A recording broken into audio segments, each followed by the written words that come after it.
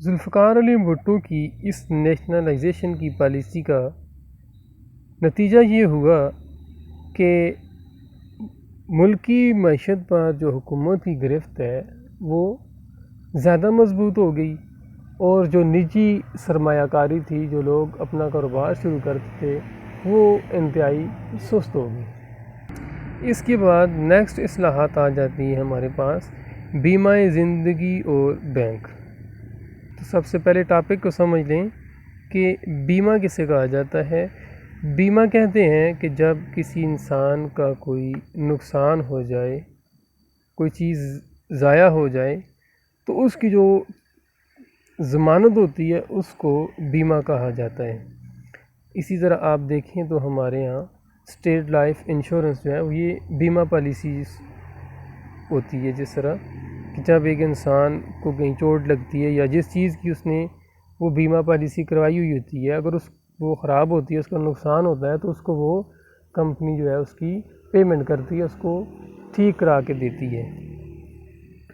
تو بیمہ جو ہے یہ بیسیکلی سنسکرت زبان کا لفظ ہے، جس کا معنی ہوتا ہے کہ آپ کے مال و اسباب کا جو نقصان ہے اس کی ضمانت دینا۔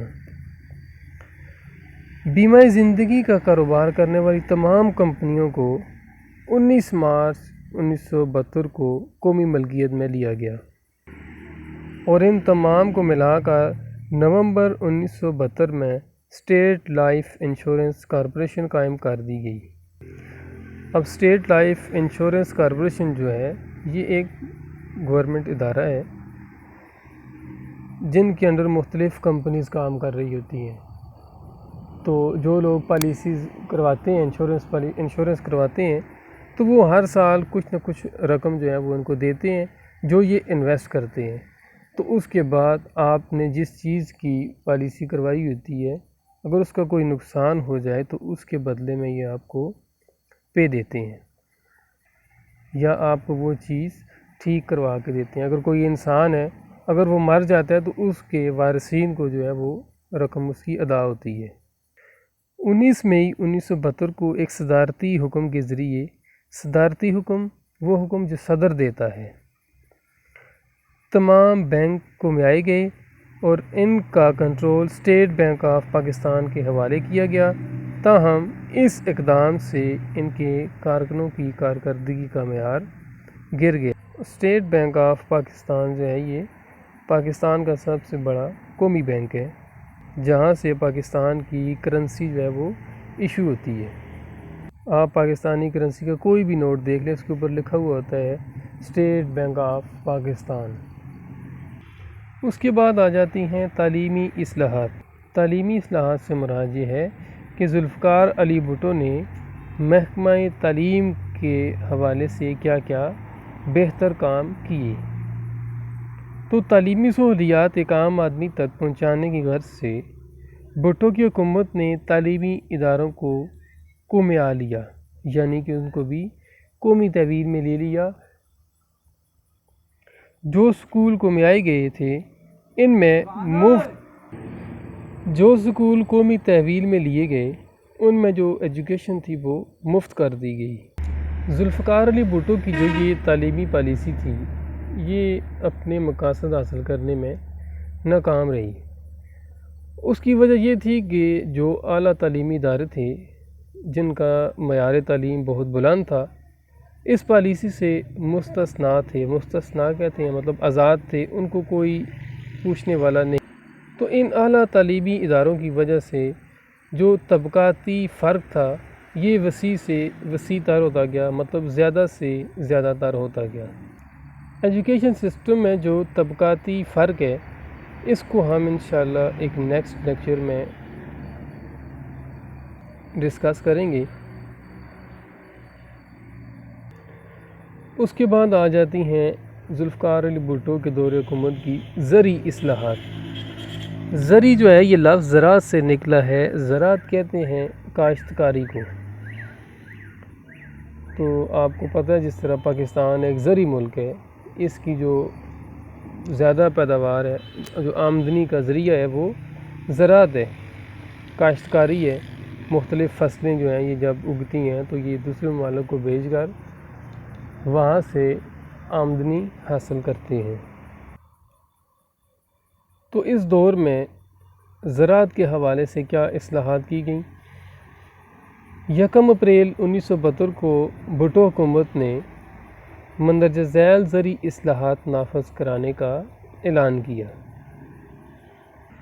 زرعی اصلاحات میں جو پہلی بات ہے، حد ملکیت 500 ایکڑ نہری اور 1000 ایکڑ بارانی سے کم کر کے 150 ایکڑ نہری اور 300 ایکڑ بارانی مقرر کر دی گئی۔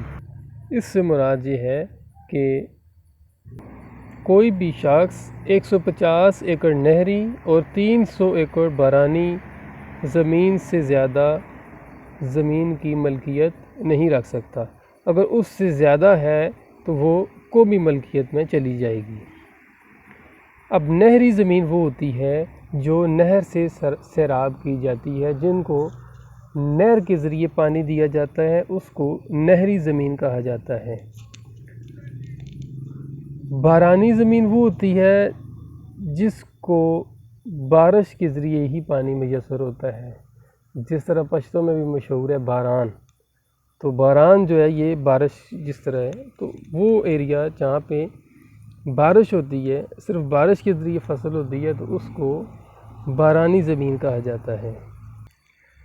دوسری بات کہ زائد زمین جاگیرداروں اور زمینداروں سے بلا معاوضہ حاصل کر کے مزارعین میں تقسیم کی۔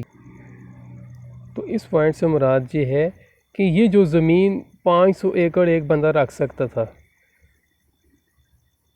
تو وہ کم کر کے 150 ایکڑ کر دی گئی۔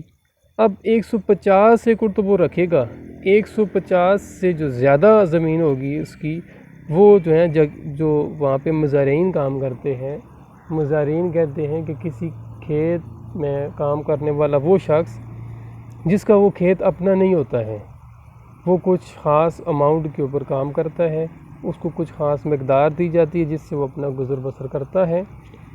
تو اس اصلاحات کے حساب سے یہ جو ایکسٹرا زمین تھی، 150 سے زیادہ جو زمین ہوگی کسی کے پاس، وہ ان مزارعین کے درمیان تقسیم کر دی جائے گی۔ نیکسٹ پوائنٹ آتا ہے کہ مزارعین کی جو بے دخلی پر پابندی لگا دی گئی، اور اب صرف بٹائی کا حصہ ادا نہ کرنے، لگان ادا نہ کرنے یا زرعی ضروریات کو پورا نہ کرنے کی صورت میں بے دخلی ممکن تھی۔ اس پوائنٹ سے مراد یہ ہے کہ جو مزارعین ہیں، جو کھیتوں میں کام کرنے والے ہیں، ان کو بے دخل نہیں کیا جا سکتا ہے، لیکن اس کے لیے کچھ اصول انہوں نے بتا دیے کہ اگر وہ لگان ادا نہیں کرتا ہے یا جو زرعی ضروریات ہیں وہ پوری نہیں کرتا ہے۔ زرعی ضروریات سے مراد یہ ہے کہ ایک بندے کی اس نے زمین رکھی ہوئی ہے سنبھالنے کے لیے، تو اس کو وقت پر پانی نہیں دیتا ہے، کھاد نہیں دیتا ہے یا اس کا خیال نہیں رکھتا ہے، تو اس صورت میں اس کو بے دخل کیا جا سکتا ہے۔ ادروائز اگر وہ سارے کام مکمل کرتا ہے تو اس کو اس کے حق سے بے دخل نہیں کیا جائے گا۔ نیکسٹ پوائنٹ ہے کہ مزارعین کو زمین کی فروخت کی صورت میں حق شفا دے دیا گیا۔ اس کے بعد آ جاتا ہے کہ بیج مہیا کرنا، لگان اور آبیانہ کی ادائیگی مالک جو تھا وہ اس کی ذمہ داری تھی۔ لگان سے مراد وہ کوئی خاص تھوڑی سی مقدار ہوتی ہے جو ہر نئی فصل ہوتی ہے تو اس کے اوپر کاشتکاروں کو لازمی دینا پڑتی ہے۔ آبیانہ جو ہے یہ آب سے ہے، آب کہتے ہیں پانی کو، تو جو زمینوں کو نہروں کے ذریعے پانی دیا جاتا ہے تو اس کے لیے کچھ ٹیکس جو ہیں وہ ان سے لیے جاتے ہیں، جو کسان ہوتے ہیں ان سے ٹیکس لیے جاتے ہیں، تو وہ جو ہے وہ بھی مالک جو تھا زمین کا اس کے ذمہ داری تھی۔ اس کے بعد 1977 کے انتخابات سے پہلے 5 جنوری 1977 کو بھٹو نے دوسری زرعی اصلاحات کا اعلان کیا، لیکن وہ جو اصلاحات تھی ان کو عملی طور پر سر انجام نہیں دیا جا سکا۔ تو یہ تھا ہمارا آج کا لیکچر۔ نیکسٹ انشاءاللہ ہم دیکھیں گے 1973 کا آئین اور اس کی دفعات، اس کی اسلامی دفعات، یہ ساری چیزیں انشاءاللہ ہم اپنے نیکسٹ لیکچرز میں کور کریں گے۔